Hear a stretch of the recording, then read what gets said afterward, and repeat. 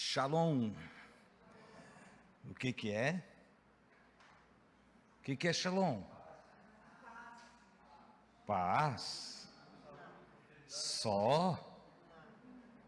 Hein?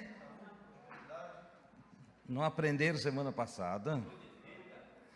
Vida, saúde, prosperidade, bem-estar, segurança. Vamos resumir tudo? Tudo bem para você. Shalom. Paz é muito pobre, muito pobrinho. Visite a aula lá no canal do YouTube e tá lá. Você vivendo em Shalom. O que é viver em Shalom? O que é Jesus dando Shalom dele para nós? Todo o bem-estar dele para nós. Olha só. Então quando você diz, Shalom é paz, é muito pobre. Muito pobrinho, está longe da realidade daquilo que Shalom significa. Amém? Guarde. Interessante que hoje à noite nós vamos tratar de um assunto que eu intitulei O Caminho da Felicidade. E logo no início, aqui na minha introdução, você vai ver que tem a ver com o não esquecer o que aprendemos. Não tem como trilhar o caminho da felicidade só por saber como ele é. E daqui a pouco eu esqueço e pronto, deixa para lá, acabou. Então não tem felicidade. Então eu quero já iniciar. Eu vou usar hoje o texto de Eclesiastes, capítulo de número 3 e o versículo de número 12, para fundamentar os argumentos que aqui quero passar para vocês. Eclesiastes é um livro do sábio, né? Então sempre é bom aprender com o sábio. Inclusive este mesmo sábio, Salomão, ele diz que quem anda com sábio, sábio será. É claro que eu não preciso nem falar do antônimo, né? Se eu não ando com sábio, eu ando com tolo. E quem anda com tolo acaba ficando tolo, entendeu? Então procure sempre a sabedoria, busque a sabedoria. O Salomão diz que a sabedoria é mais valiosa do que o ouro e do que a prata. De repente alguém vê um punhado de prata e se empolga a arriscar a vida por aquele punhado de prata ou de ouro.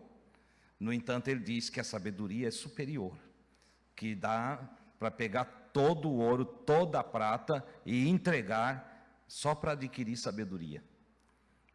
Olha que coisa extraordinária.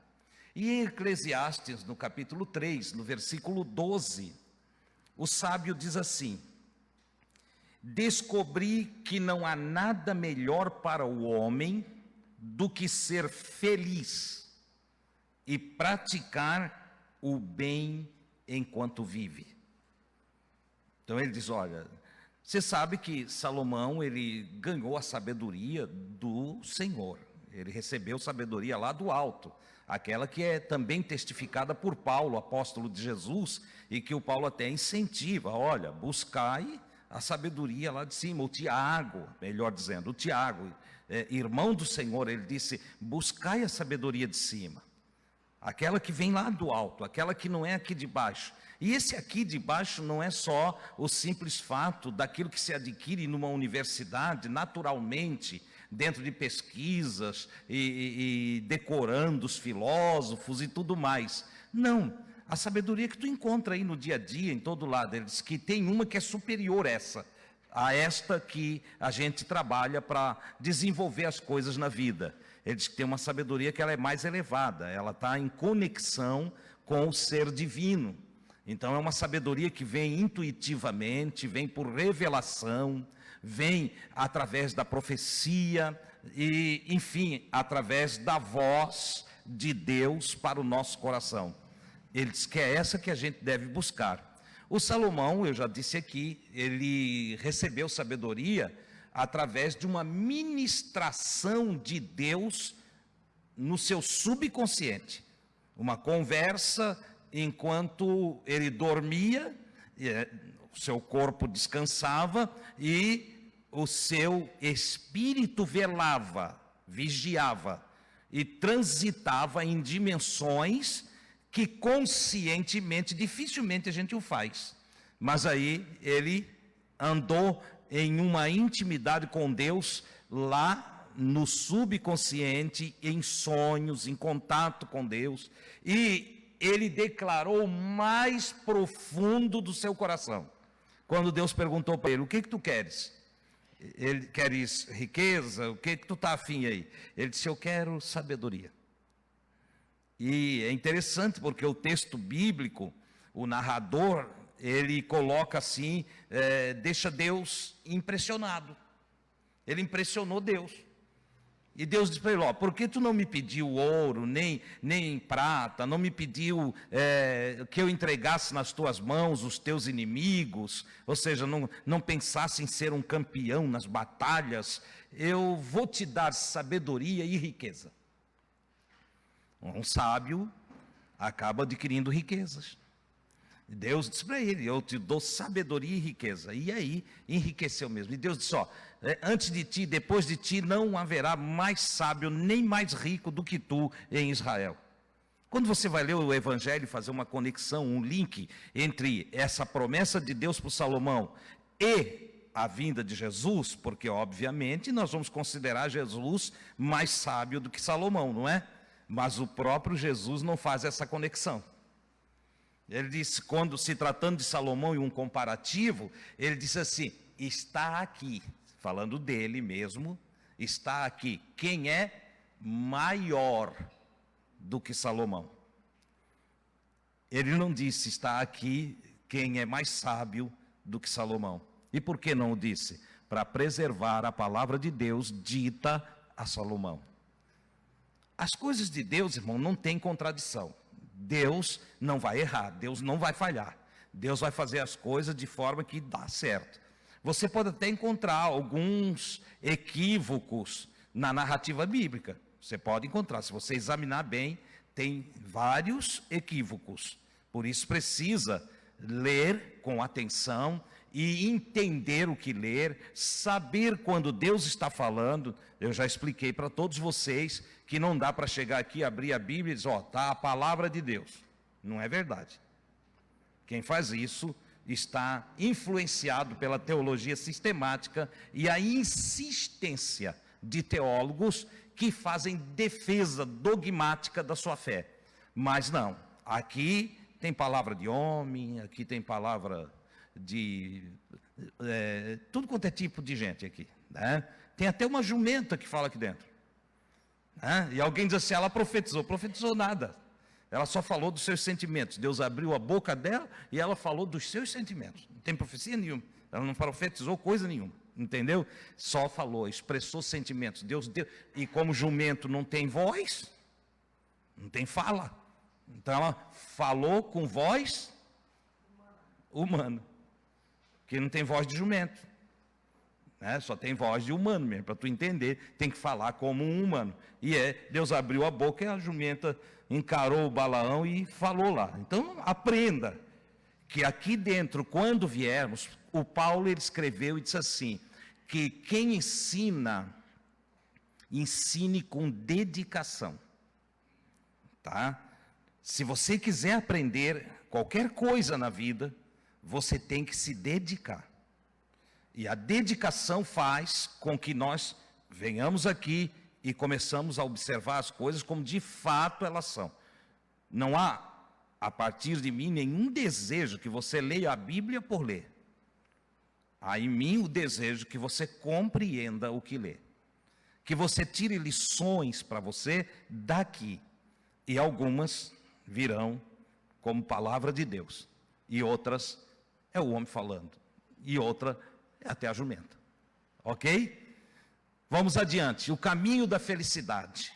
O Salomão aqui, ele expõe, ele diz que não tem nada superior, nada melhor do que ser feliz. né? Outras traduções aí vão trazer um texto um pouquinho diferente. Eu tenho aqui da Corrigida Fiel, que é bem usada nos templos, diz: já tenho entendido que não há coisa melhor para eles, para os homens, do que alegrar-se e fazer bem na sua vida. Tá? Uma tradução mais atualizada vai trazer aqui: descobrir que não há nada melhor para o homem do que ser feliz e praticar o bem enquanto vive. Eu não vou entrar em detalhes no versículo 14, melhor, 13, do Eclesiastes 3, mas vou ler ele também para uma compreensão dentro do contexto do que o Salomão está querendo passar para nós. Ele diz assim: descobri também, versículo 13, esse tu não tens em slide, só se catar aí, mas aqui nessa tradução, ele disse: descobri também que poder comer, beber e ser recompensado pelo seu trabalho é um presente de Deus. Ou seja, você trabalhar, você comer, você beber, ele pegou todos os prazeres da vida, porque não tem prazer maior, não tem busca maior do ser humano do que a felicidade. Você pode falar o que quiser, mas tudo que você faz, toda a sua busca, toda a sua correria, todo o seu esforço, ele tem como objetivo fazer você feliz. Você quer ser feliz, você deseja ser feliz. Eu quero ser feliz, entendeu? Quem que não quer ser feliz? Não é?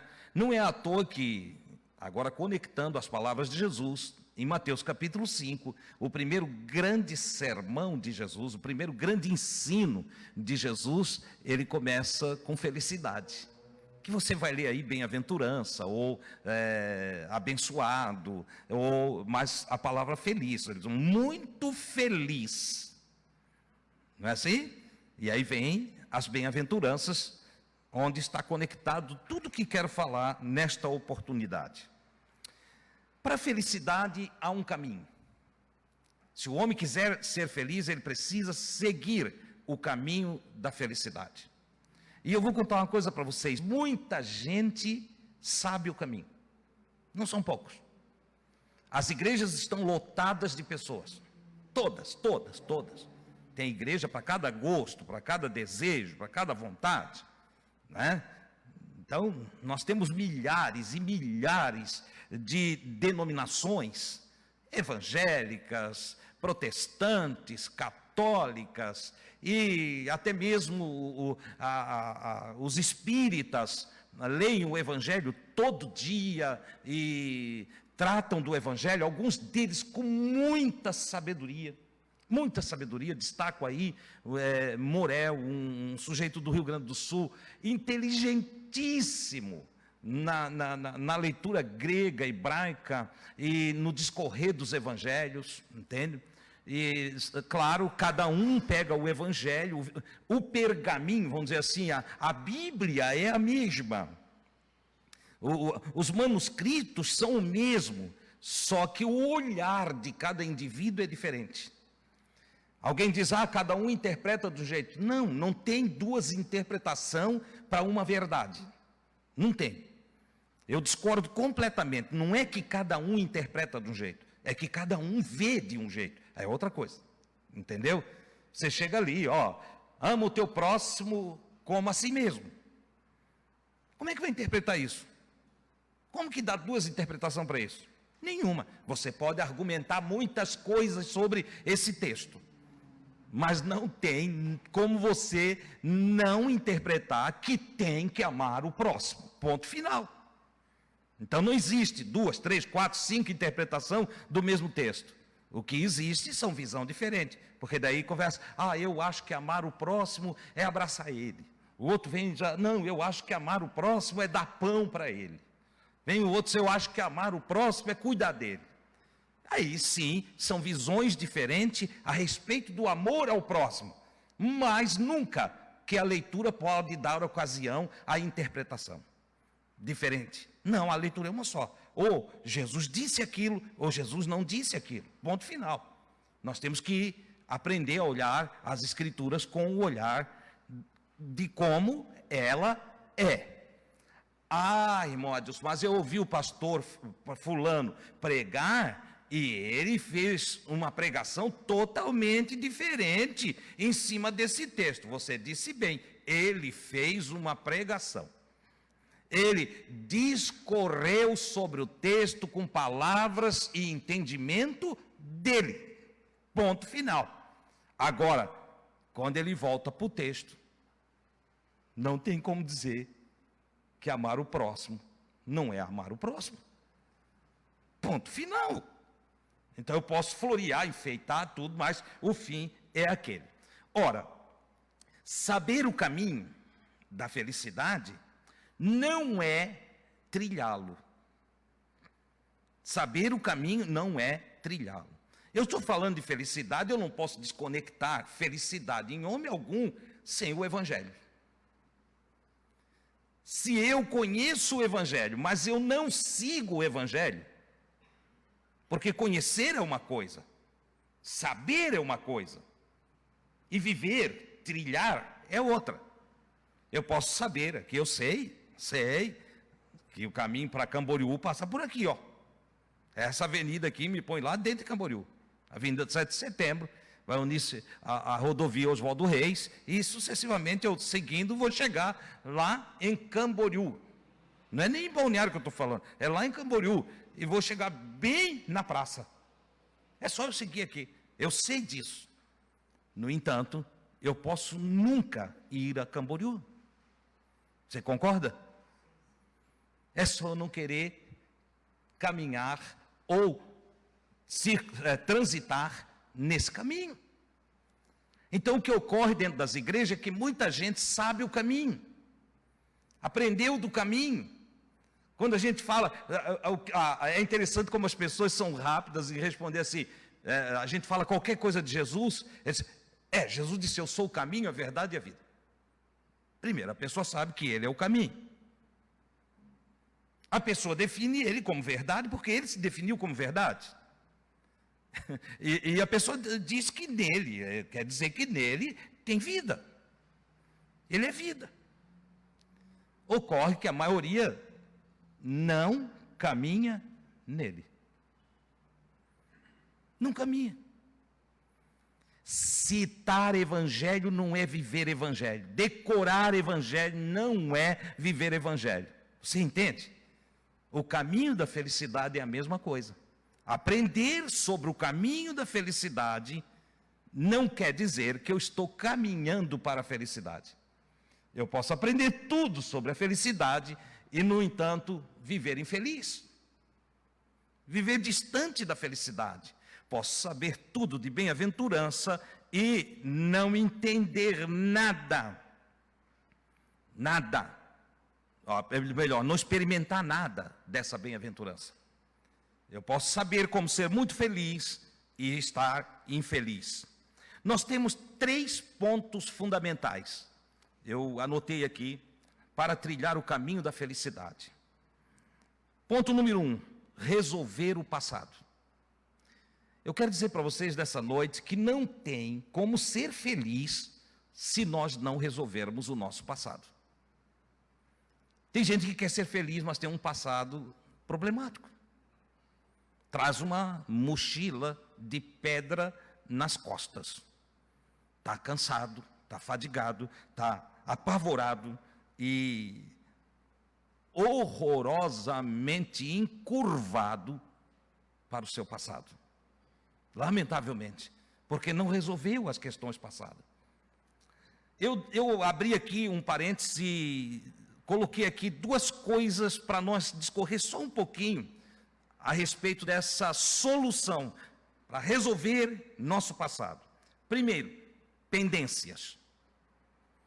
Pendências. Se eu tenho pendências lá no passado, não adianta eu querer ir para frente pelo caminho da felicidade, porque não vai dar certo. Não tem como eu ser feliz se eu não vou resolver as minhas pendências que ficaram para trás. Se tem uma coisa que persegue o ser humano e o aflige, o angustia, são as pendências que ele deixou para trás. Nós não devemos deixar pendências para trás. né? Ignorar o passado equivale à desvalorização exacerbada do passado. Ou seja, eu tento apagar ele, eu tento esquecer ele, eu tento fugir dele, e não tem jeito, não dá. Nessas condições, eu jamais serei feliz. Irmão disse, mas isso aí não é só argumento teu? Não. Jesus fala disso. Jesus diz que é para a gente resolver as coisas enquanto está no caminho com a pessoa. Entendeu? Por exemplo, tem pessoas que nunca resolveram os seus conflitos, os seus problemas com outra pessoa, e de repente ela morreu. E o sujeito até hoje, quando ouve uma mensagem, uma pregação de restauração, de renovação, entendeu? Ele fica apavorado, angustiado, porque ele lembra que aquela pessoa morreu e ele não resolveu as suas pendências. E aí não sabe nem como vai resolver mais, que agora não tem mais jeito. Entendeu? Por isso que Jesus diz, resolva qualquer coisa que você tenha com seu irmão, resolva enquanto você está no caminho. Nessa expressão caminho, ele está definindo enquanto você vive junto, está trilhando, estamos na vida, na trilha da vida. Agora dá tempo. E até ele usa uma expressão, ele diz, antes que ele mesmo te leve ao juiz. Já pensou, o cara foi antes de mim, chegou na presença de Deus e disse, Deus, tu viste tudo que eu passei lá, o que o Adilson me fez? É complicado. Então, resolva as pendências. Segunda coisa, para trilhar o caminho da felicidade, dentro da solução, ou do resolver os problemas passados, os traumas. Irmãos, o que tem de pessoas traumatizadas, entendeu? E que não resolve os seus traumas. Pessoas que você vai conversar com ela, você conhece ela há quantos anos? 10 anos. Nos últimos 10 anos, ela só falou a mesma coisa da vida dela para você. Entendeu?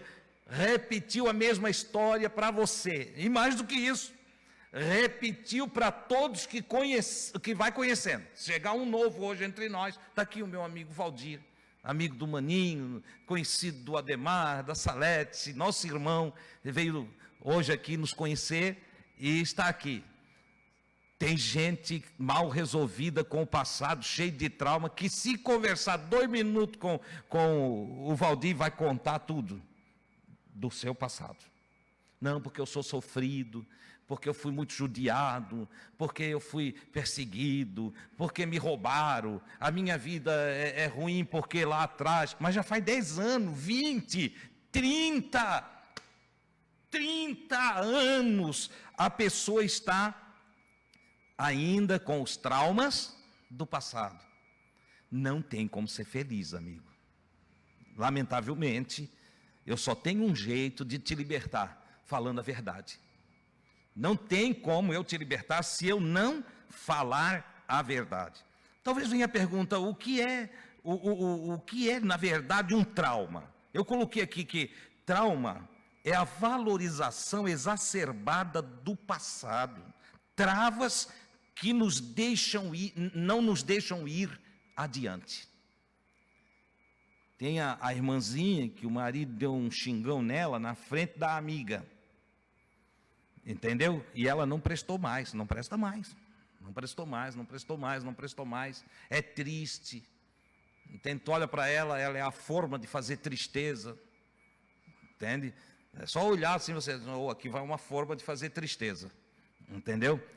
E aí você vai conversar para tentar ajeitar, arrumar, bate um papo, né? Para ver se consegue, com palavras boas, motivar uma nova ação, uma nova atitude. O que ocorre? Não tem jeito. Ela está lá no passado. Isso também acontece com homens, não é só mulheres não. Um dia só porque a mulher não fez o frango frito que ele queria. Entende? Ele pronto, estragou o casamento, estragou tudo e só fala daquilo. Então, resolva o seu passado. O passado, ele só vai ter um sentido para nós se o nosso passado funciona para nós como uma escola. Se nós usarmos o passado como escola, então faz sentido.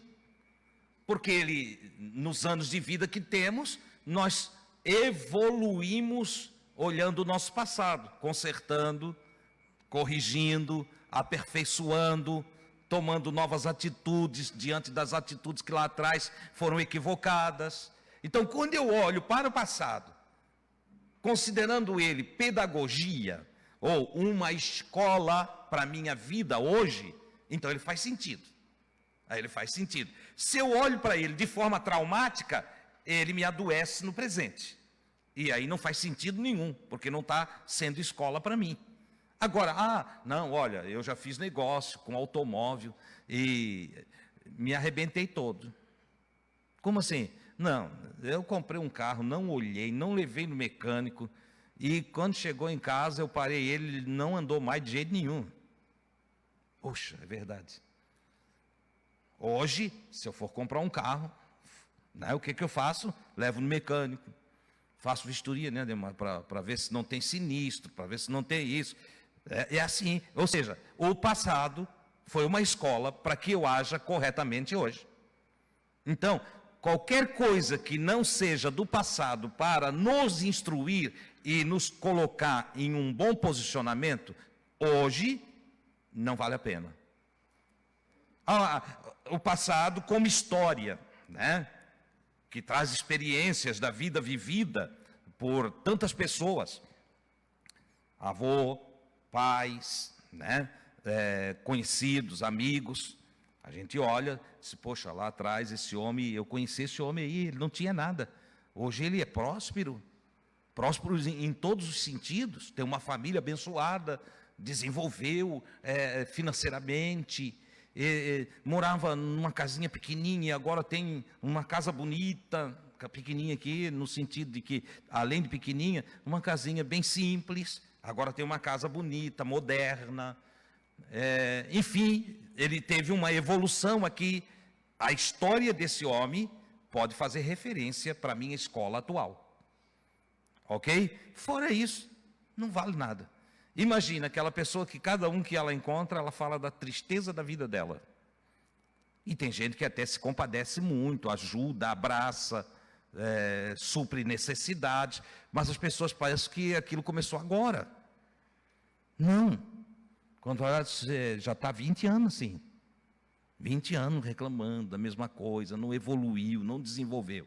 Então, cuide com o seu passado, resolva os problemas do seu passado. Eu posso dar um toquezinho aqui em relação a casais, né?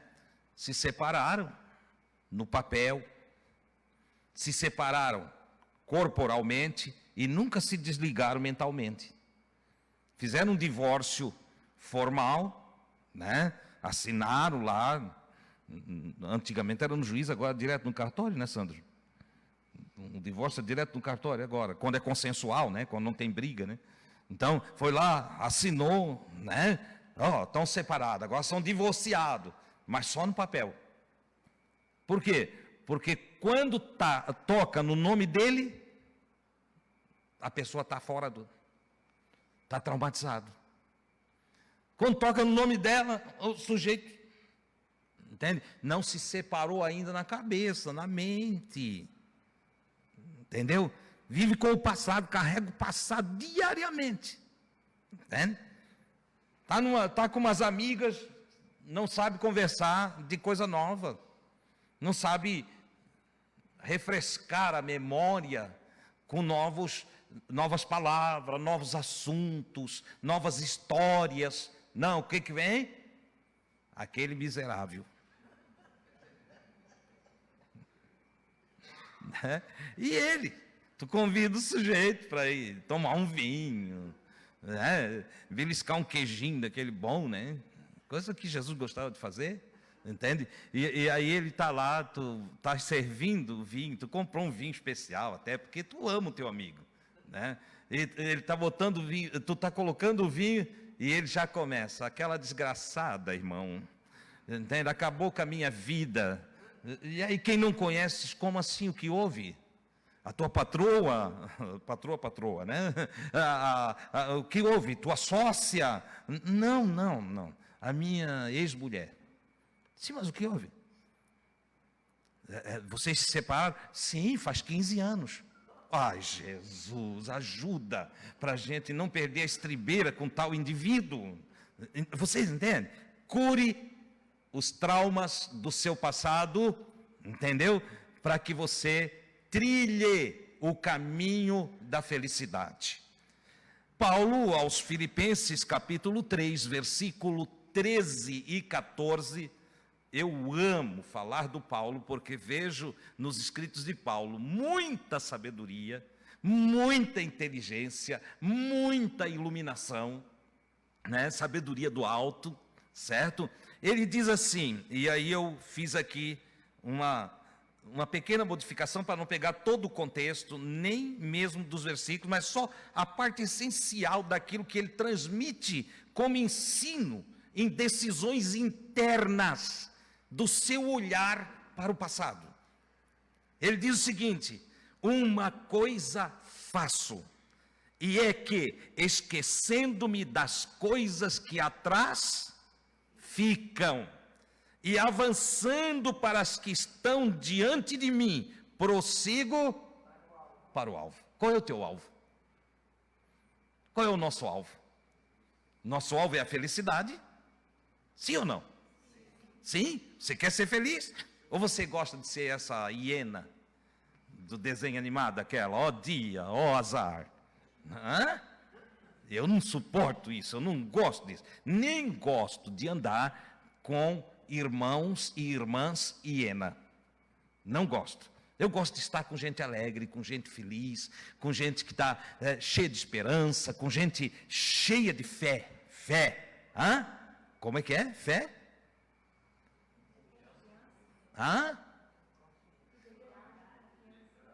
Fidelidade, confiança e coragem. Isso é fé.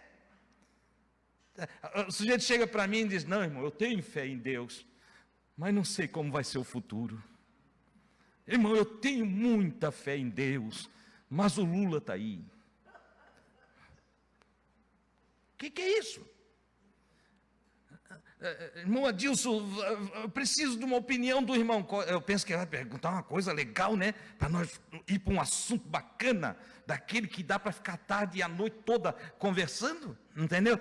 Irmão Adilson, o irmão acha que o anticristo está já chegando aqui na terra? Diz: meu filho, já chegou faz 2000 anos, entendeu?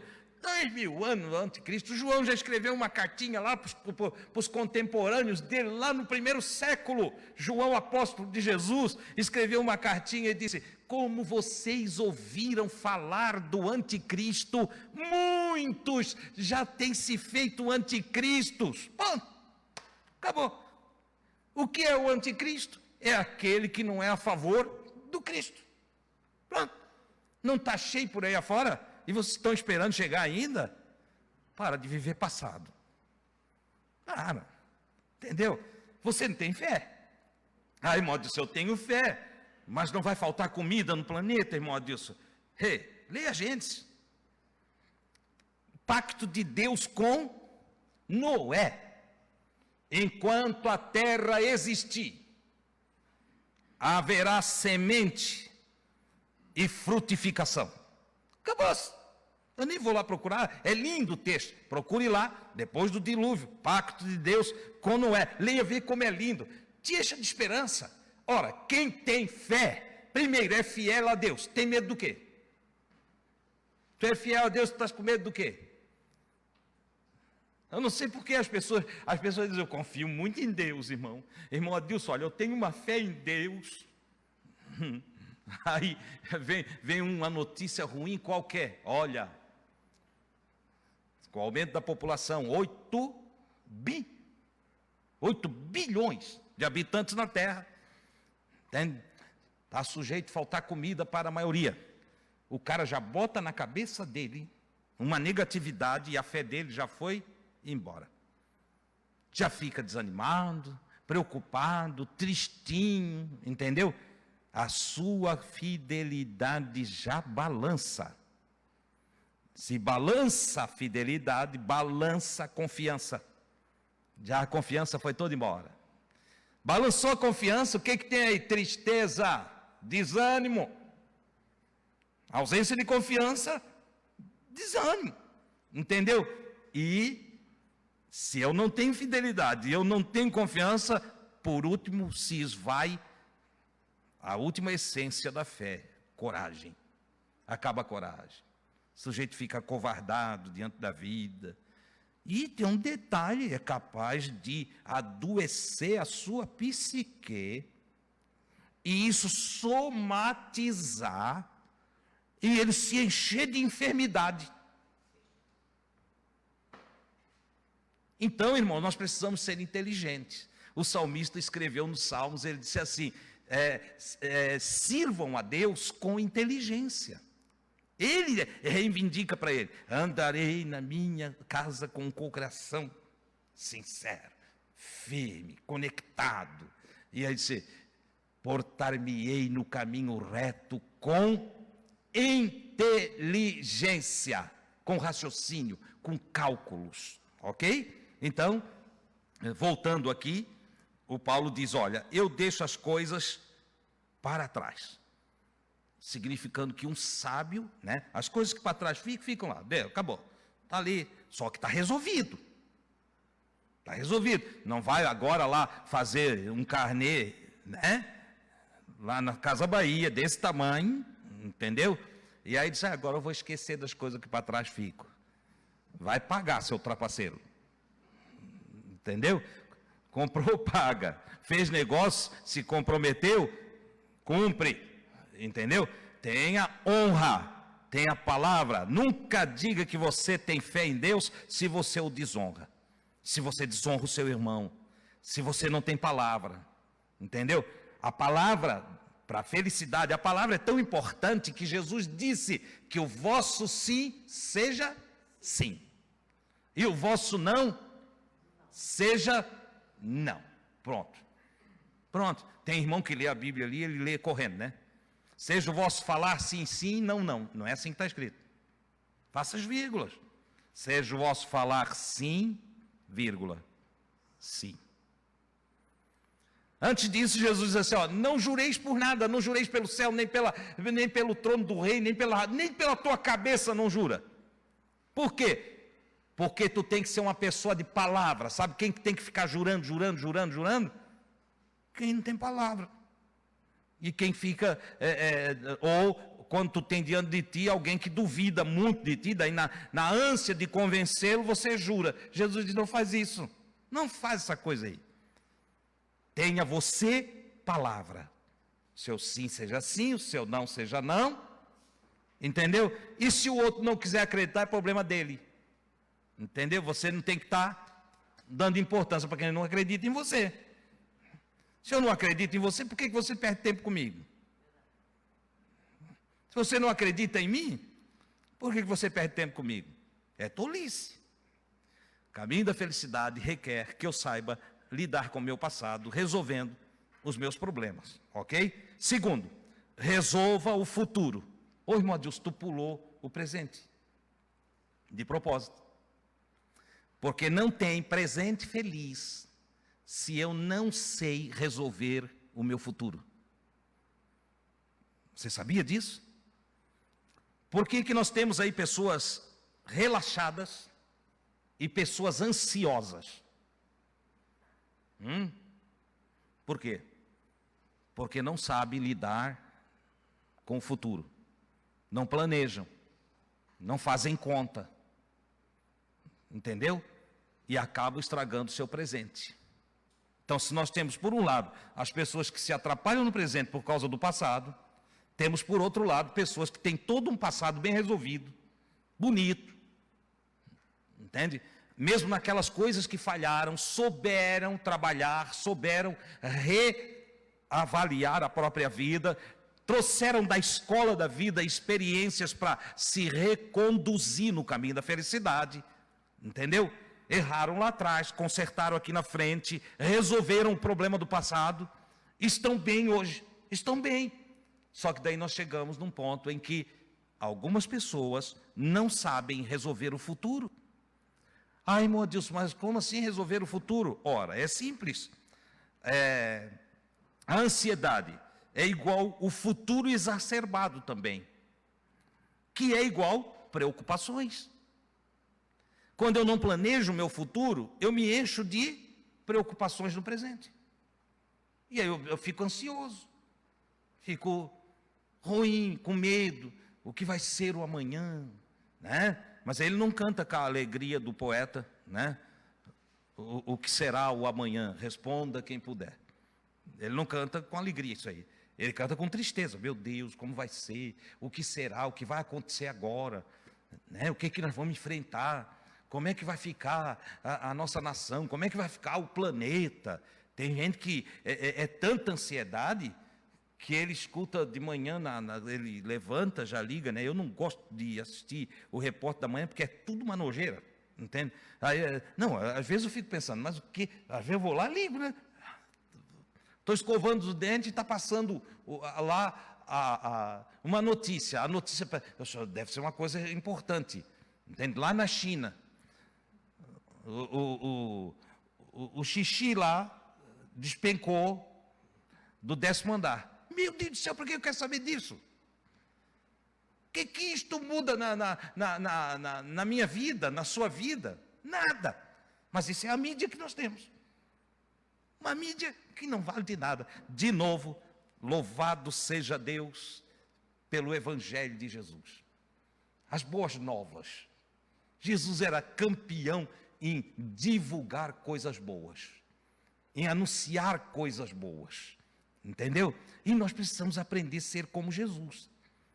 Nos conduzir na vida com notícia boa, com coisa maravilhosa. Né? Aí, agora o petróleo vai subir, o barril vai não sei para quanto, e o mundo está em polvorosa. Irmão, será que não é o cumprimento da profecia não sei da onde? Que é nada. É nada, é só uma briga de poderosos mesmo, querendo mais dinheiro, entende? E provocando situações para que a gente se adapte ao que eles querem. Ponto. Ignore isso tudo, deixe isso tudo de lado, vai viver a vida. Vai ser feliz. Vai ser feliz. Você está me entendendo? Então, planeje o futuro. Como é que eu planejo o futuro aí? Entende? Não sendo relaxado. A falta de planejamento gera angústia, gera cobrança, gera vergonha. Se eu não me planejo, daqui a pouco eu estou angustiado. Os cobradores vão vir, vão ligar de mim, para mim, eu não liguei. E é engraçado como as pessoas têm raiva de cobrador. Você não precisa ter raiva do cobrador, é só não dever. Não faça dívida, nenhum cobrador vai ligar para ti se não tem dívida. Entendeu? Agora, você está devendo, não reclame do cobrador. Você faz hoje um Novo Testamento para comprar o carro. Né? Um carnê com as páginas do Novo Testamento, dessa grossura. Você faz o Antigo Testamento para reformar a casa. Então você já tem uma Bíblia completa de dívida. Entendeu?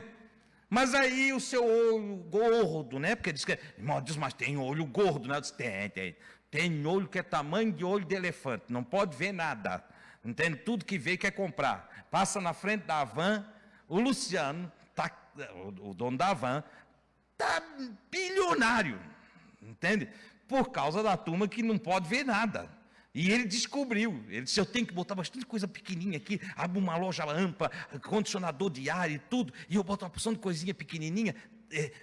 Ele já contou, né? Ele fez a pesquisa, olha, aí vai passar todas aquelas pessoas compulsivas, aquelas pessoas que não planejam, que têm desejo de tudo, e que têm um olho maior do que a própria cara. Perdão pela palavra tão grosseira, mas é a verdade, entendeu? E aí eles passam, eles vão olhar. E é exatamente o que acontece. Sabe quem mais deve para a fã? Os pobres. A pobreza tornou Luciano Hang bilionário. E aí, de vez em quando, senta alguns pobres comigo. Dá uma vontade de torcer a orelha. Entende? Porque isso irmão, não é fácil, a vida é difícil. Ai, canseira. Irmão, Deus ora por mim, para Jesus me livrar das dívidas. Eu disse, ora porcaria nenhuma. Essas campanhas para Jesus livrar da dívida, isso é a maior bobagem que inventaram. Entende? Por se o cara se livra da dívida hoje, amanhã ele está na van. Entendeu? Vai lá, queima todos os seus compromissos na fogueira mágica, entende? Artificial, santa, do Edir Macedo. Pá. Eu digo que é mágica e artificial porque não é uma fogueira de verdade. É aquele papel, papel avermelhado com uma lâmpada embaixo e um ventilador fazendo com que a chaminha de araque fique mexendo ali. E os bobos vão lá, levam os bilhetinhos, cartãozinho com os seus pedidos de desendividar. É assim? Desendividar. Meu Deus. Não, Senhor, me liberta das dívidas, me liberta da dívida. E o pior é que ele pede libertação da dívida dando mais dinheiro, porque para ir para a fogueirinha tem que botar um dinheirinho dentro do envelope, porque as dívidas não somem sem dinheiro. Ei, quer ser feliz? Usa o dinheirinho para pagar lá. Usa o dinheirinho, vai lá, paga as continhas. Quer ter cabecinha fresca? Não dá por aí não, dá para pastor nenhum não. Ô irmão Deus, como é que tu tens coragem de falar isso? Eu disse, porque eu não quero teu dinheiro. Eu não quero nada teu não quero centavo teu não. Eu quero a tua felicidade, eu aprendi a amar como Jesus amou. A minha alegria é ver você alegre. O meu prazer é ver você feliz. Se tem um gozo na minha alma, eu ver vocês evoluindo, crescendo e se desenvolvendo, entende? Podendo testemunhar para outras pessoas que vocês estão felizes. Porque para que a gente vive? Ora, o Criador trouxe nós para cá para nós ficar todo atrapalhado aqui e ficar sofrendo e angustiado. Então o Evangelho não devia ser boas novas. Então o Evangelho devia ser uma corredeira, uma cascata de más notícias.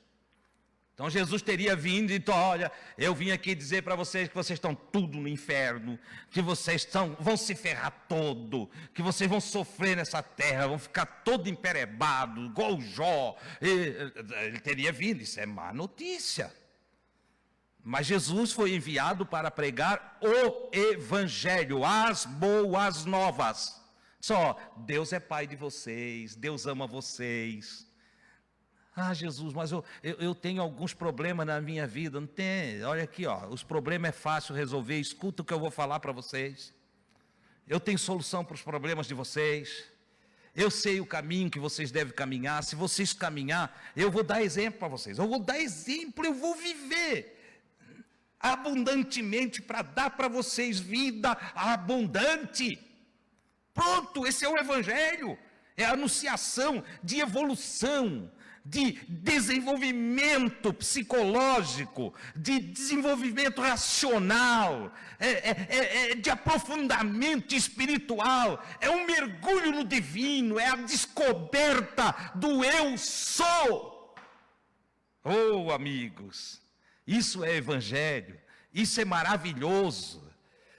Não pode nós dizermos que descobrimos o Evangelho, descobrimos no sentido, nos encontramos com o Evangelho, recebemos o Evangelho, aceitamos os ensinos do Evangelho e vivemos por aí, de cabeça baixa, arruinado, mal. Tem coisa errada,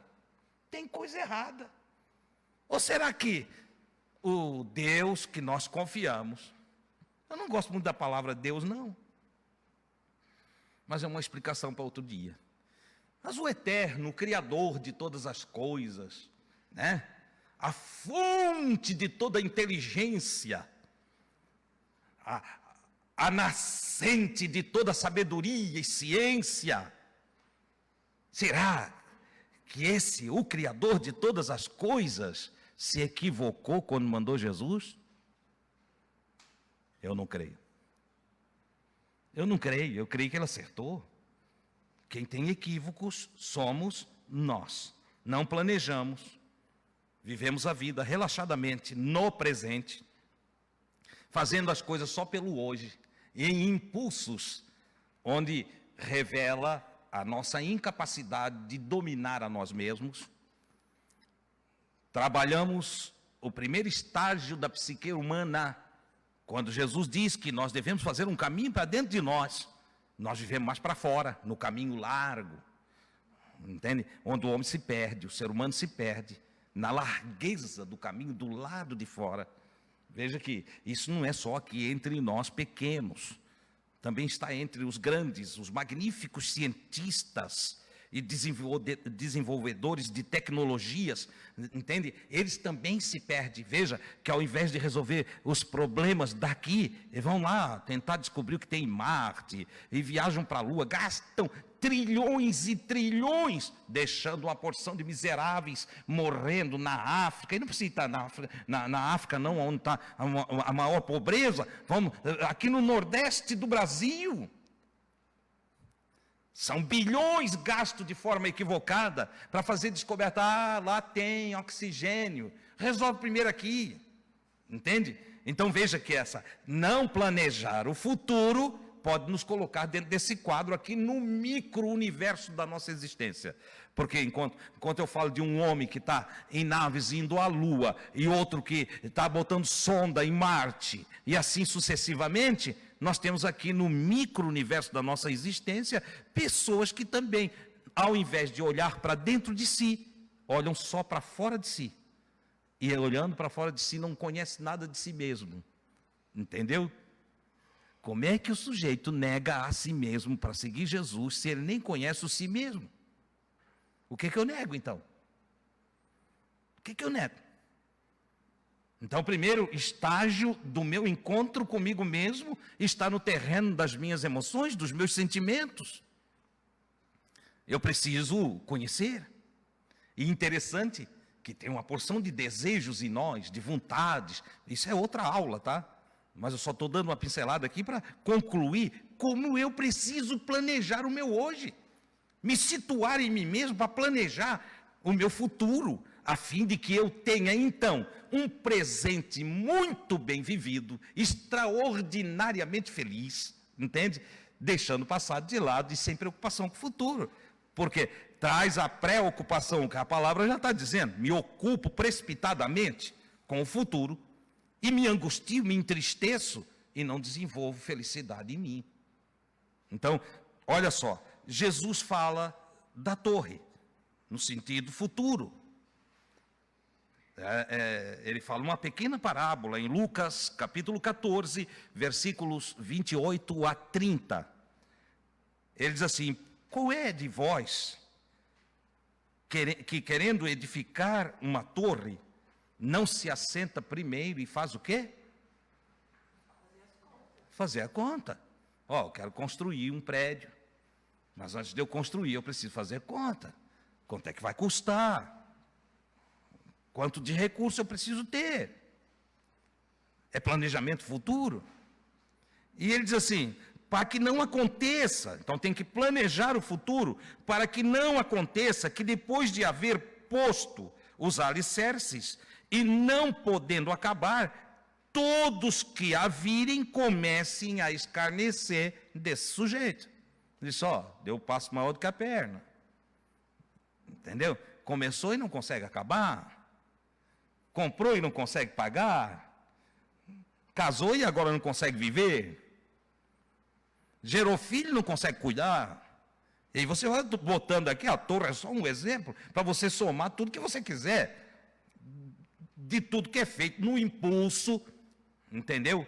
No descontrole, na falta de tempero, e que provoca situações vergonhosas. E aí, dentro das situações vergonhosas, entende? Eu começo a ficar triste, eu não tenho como ficar alegre em condições vexatórias. Não tem como conservar minha felicidade enquanto sou escarnecido. Você entende? Então, planeje o seu futuro. E por último, resolva o presente. Resolva o seu presente.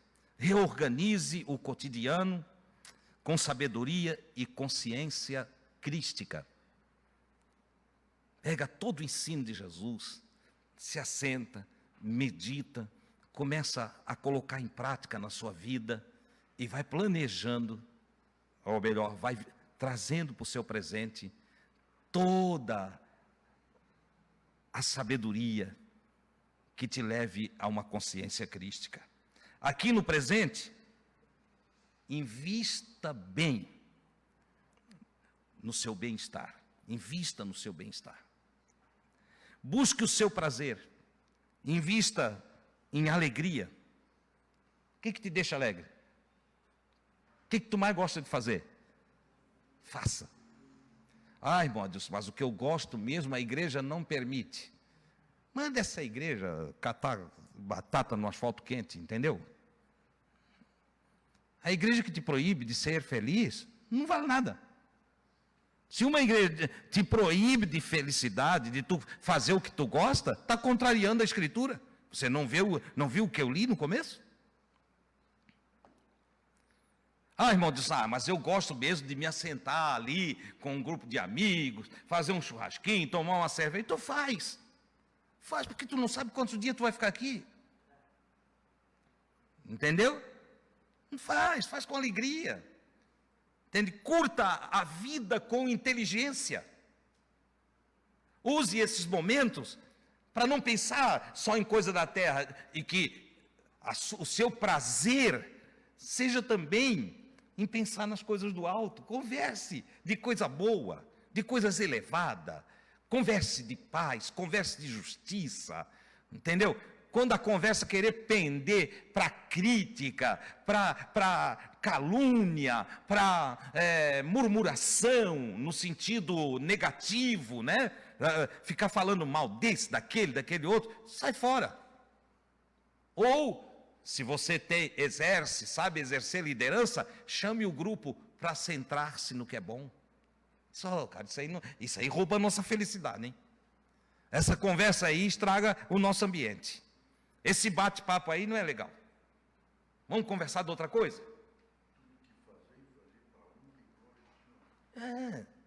Entende? Façam como se estivesse fazendo para o Criador. Só olha, eu estou aqui, Criador. Entende? Com esses meus amigos, nós vamos nos divertir, nós vamos nos reunir na beira da praia, nós vamos fazer um bom momento de lazer, de alegria, e tudo isso eu quero fazer, ó Criador, em gratidão por tudo que tu tens dado para mim. E assim seja, Não se prive do que é bom, não anule o que é bom. Você gosta de mergulhar ali no mar? Vai lá e mergulhe. Vai lá. Eu não mergulho porque eu morro afogado. Entendeu? E sabe por que eu não sei nadar? Porque quando eu era adolescente, a igreja que o meu pai e a minha mãe iam, não deixava ninguém chegar ali na praia. Eu me criei aqui nessa rua aqui, ó, e nós não podíamos ir na praia. Nunca aprendi a nadar. Não podia nem chegar perto d'água. Era pecado. Pecado. Aquele bando de ignorante travou a minha vida também com ignorância por muito tempo. Até que eu comecei a examinar as Escrituras e comecei a ver que aquilo era tudo balela. Não fiquei traumatizado, não.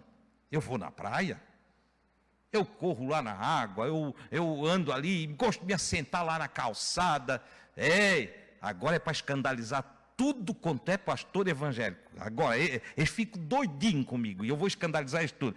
Eu levo o meu cooler com gelo e cervejinha Brahma que eu gosto, boto lá, assento, passa crente para lá e para cá. O que vê eu calada de cerveja não dá paz do Senhor.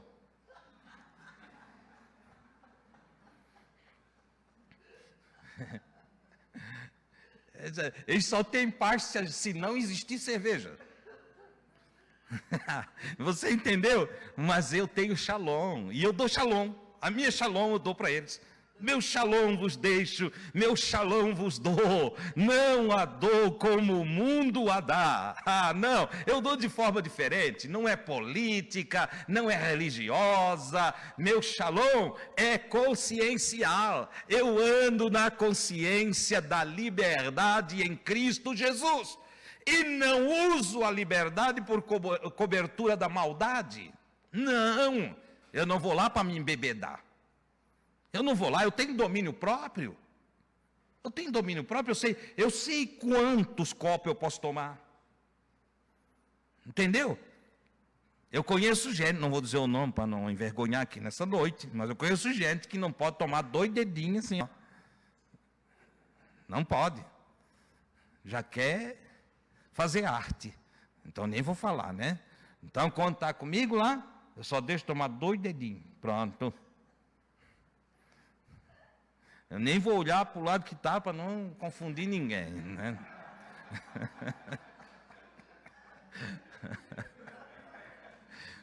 Ei, Jesus se divertia, Jesus sabia viver. O futuro de Jesus foi magnífico e é magnífico, ele está eternamente com o Pai. Entendeu? Porque ele soube planejar seu futuro. Ele planejou o futuro no exercício de boas obras, no amor ao próximo. Ele planejou o seu futuro enquanto vivia o presente num estado de espírito tão pacificado, com tanta generosidade, com tanta caridade, com tanto amor no coração, que fez o seu futuro maravilhoso. E ele quer isso para nós. E ele também, na época dele, eles não tomavam cerveja lá na terra dele. Acho que não tinha geladeira e era ruim, né? Cerveja quente. Que já tinha no Egito, né? A cerveja. Então, mas não se fala na Bíblia, porque ali na região o que prevalecia era vinho. Então Jesus tomou muito vinho. Jesus ele teve muita festa. Jesus gostava de festa, vocês sabem disso, né? Convidou ele para um jantar, ele estava lá, entende? E você sabe que um jantar na família hebreia é festivo, é alegria, era música, era dança. Agora crente não pode dançar. Olha, tem hora que eu vou te dizer, se fôssemos escutar tudo que as religiões apregou em termos doutrinários, nós éramos as pessoas mais infelizes do mundo. E teve alguns infelizes que eu escutei, né? E eu digo isso com muita compaixão deles. Porque eu escutei alguns líderes infelizes que, para justificar a sua infelicidade, eles diziam assim: o crente que não tem luta não é crente. Ou seja, o crente tem que estar guerreando o tempo todo, o crente tem que estar fazendo confusão o tempo todo, o crente tem botar um satanás de chifre e rabo comprido, pata de cavalo no caminho do crente. O crente encontra ele todo dia, né? É uma projeção mental. E aí o crente tem que estar atribulado. Quando a gente ia dar um testemunho, disse: olha, eu não tenho luta. Aqui nessa casa, várias vezes eu disse: eu não tenho luta. E aí eu ficava olhando: tem alguma coisa errada contigo. Teve um líder que chegou para mim: ô Adilson, se tu não tem luta, então tem alguma coisa errada contigo. Eu disse: comigo não tem nada errado. Me dou bem com a minha esposa, me dou bem com meus filhos, me dou bem com o genro, me dou bem com as noras, amo os meus netos. Que luta é essa? Nos reunimos, assamos uma carninha, bebemos o que temos vontade de beber naquele dia. Entendeu? A vida está maravilhosa. Estou rodeado de amigos queridos, amigos que me amam. Entendeu? De vez em quando um liga: vem para cá, vai sair. Como é?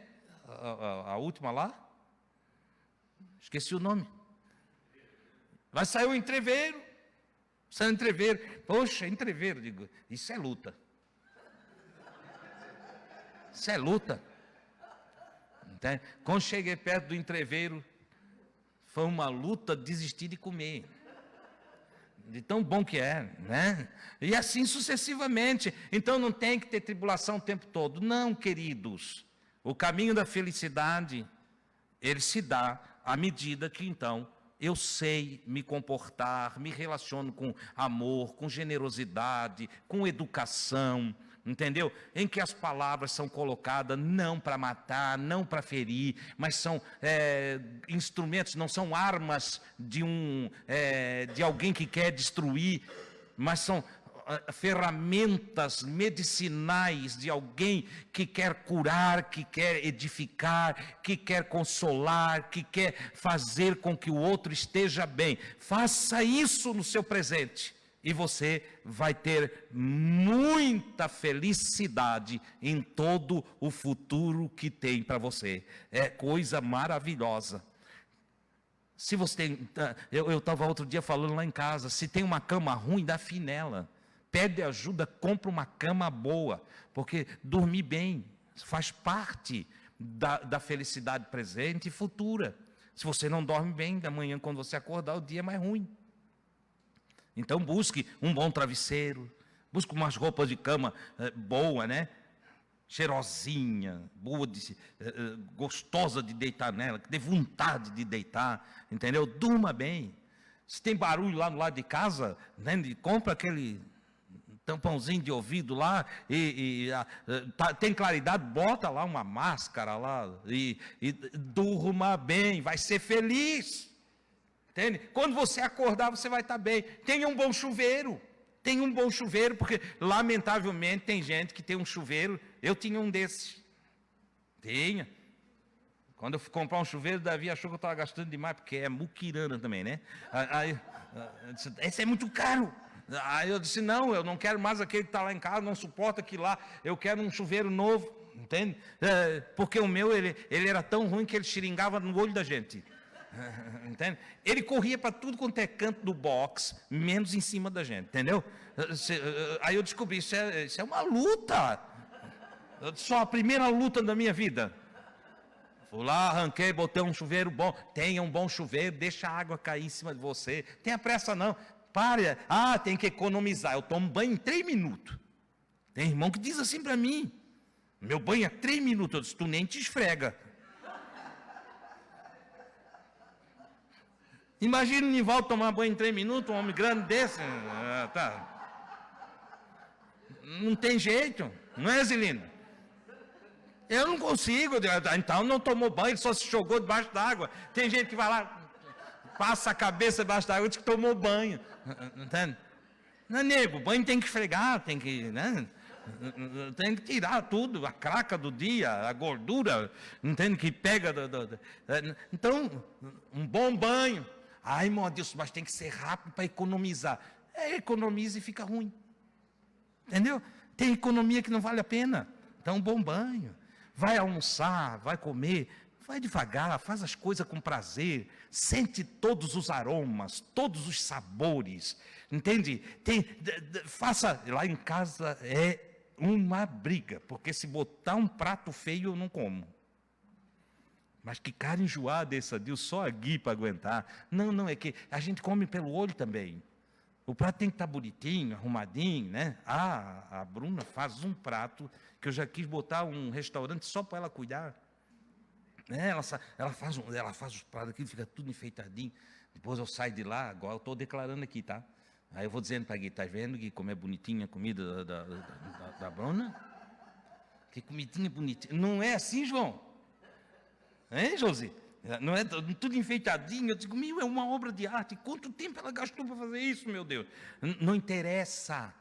São os prazeres da vida. É disso que o Salomão está falando lá no início. Quando nós lemos ali, olha ali o que ele diz no versículo 3. Descobri também que poder comer, beber e ser recompensado pelo seu trabalho é um presente de Deus.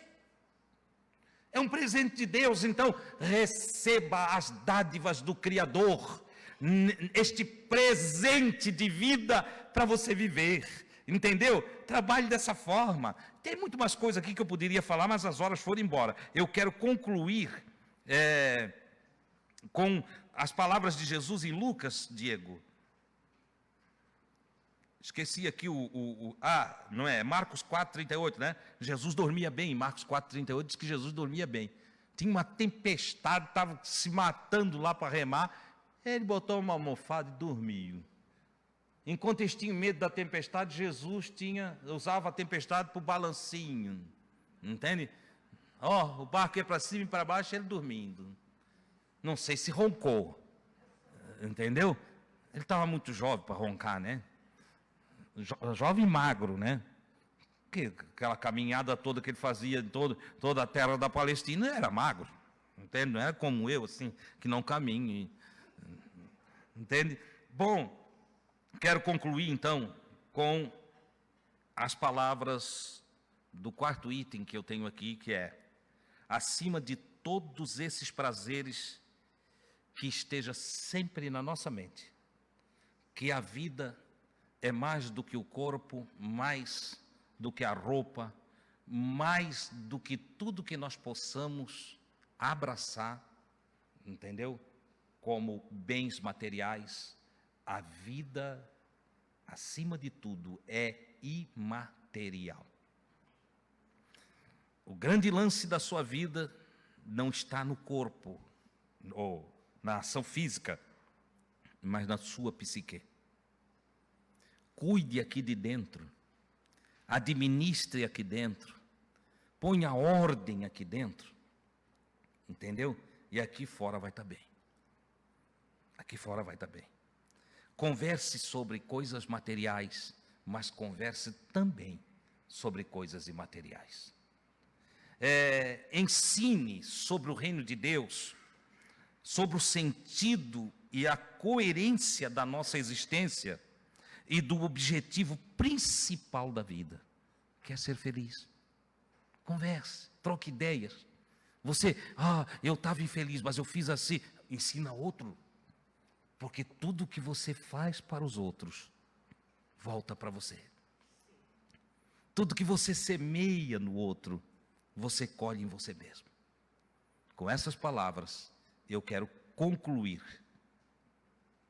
o ensino de hoje, sendo que tem muito mais coisa para você refletir aqui, ok? Você já consegue entender como ser feliz? Deixa o passado lá, planeje o amanhã e semeie toda essa semente que você quer colher amanhã, semeie hoje, entendeu? Não deixe para fazer amanhã aquilo que você pode fazer hoje. Hoje decida-se em viver bem. Hoje decida-se em ser o melhor do melhor, em você mesmo. Não estou falando de exaltação e orgulho, eu estou falando de você caprichar em tudo que faz. Entendeu? Se você vai dialogar com alguém, deixe a pessoa entender que você é sábia. Irmão Adilson, mas eu não me acho muito sábia, não. Meu Deus, que baixa estima, não. Entende? Se você não se acha muito sábio, vai estudar, vai meditar, vai ler, entende? Irmão Adilson, mas é assim, eu conheço uma pessoa que sabe tudo. Ninguém sabe tudo. Ninguém sabe tudo. Nem Jesus não sabia tudo. Tem gente que agora vai dizer que eu estou cometendo uma blasfêmia, né? Não sabia. Ele não disse daquele dia e hora. Ninguém sabe, nem os anjos nos céus, nem os mensageiros celestiais, nem o Filho. Ele diz que tem coisa que só o Criador sabe, só o Pai sabe. Só. Então ninguém sabe tudo, entenda. E aquele que sabe muito, às vezes não sabe uma coisa simples que você sabe. Né? Não sabe uma coisa simples. Então, confie em você, confie em Deus e seja feliz. Eu encerro aqui e quero fazer com vocês uma oração.